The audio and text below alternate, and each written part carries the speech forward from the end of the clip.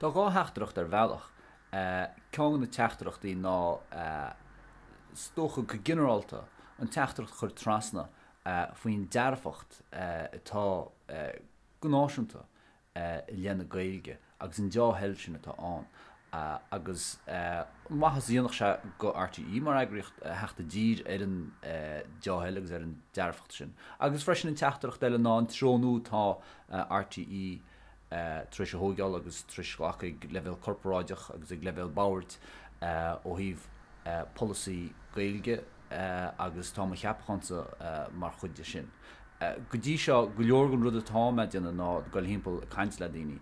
Agus caiith mar rá bhfuil go leor deáhel in san eagraíocht léana gailge. Sin chéad rud eile arnú ná a sin na leanacht agus gníomh chur an áit.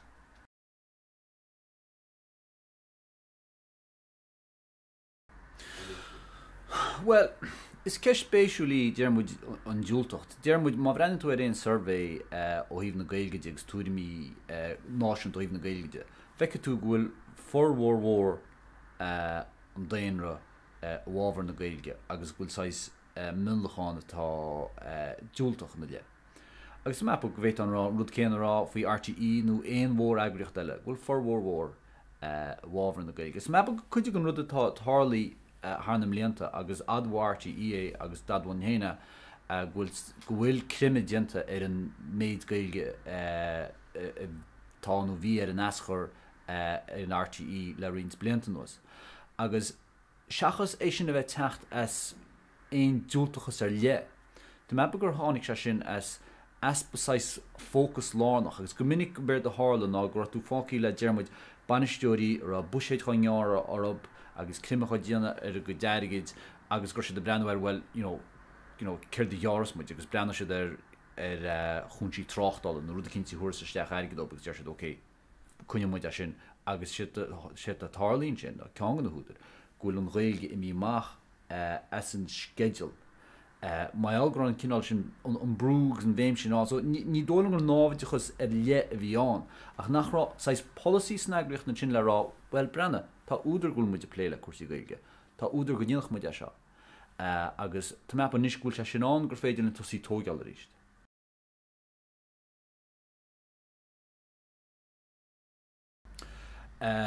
Béin níos mú gailge ar RTí bachsú agam gomach níos mú gailge le chluisteáil dearmid ar an mán go nintar le linn seachtain na gailge fi láthir ag mach forbert chu dhéanana ar an méid chlárachaí.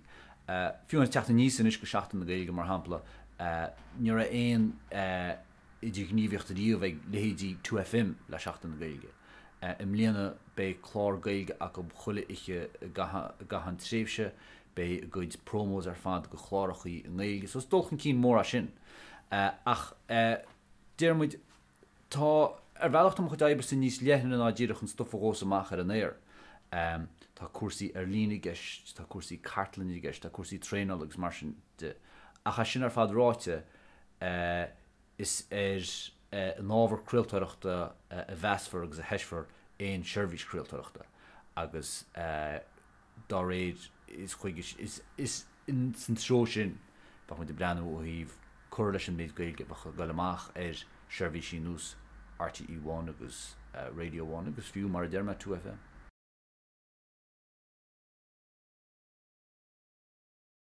An tám sean blin se hún Tásúl agam go mé nere chuisistú nó mar bhreanistú ar thuirhís de chuid RTí go dú trasna ar réilge ar bhealach níos náúí dearmid ná mar tá tarlú í láthir. Ceangan nó dí stoi bhhains le cruilteacht gailge sa tír seo tá radio na gailteachta an agus tá TG cethir an. Agus dearmid mar chuine gailteachta dearmid mo chun mu de an áibh gur go mín pléile cuasí meáin. Mar chuine gailteachta bhaine teach trasna ar radio na gailteachta agus ar TG cethir chuile lágan teachtain agus dá réir bhaine cluisteáil gailge ar na meáin chréalta. Ach má dearmid más as lís chum san nuas an cábháin na bhaitins nach choléon chúra gailge ar choirbe agam. Détain bheith géisteach agus a breanú ar thuirhísí éagsla RTí láthar na huaire agus détain go le cheann ceanna seachtainna gan teach trasna ar gailge ar éon bhealach. Agus tá mepa gúil se sin le náú agus go bunasach go mechtú cluisteáil gailgin just an trú tríte schedule. is job ní smú sin ná blian bháin ach cinnte hín trá an blion hagann goach túscoil sin obair sin.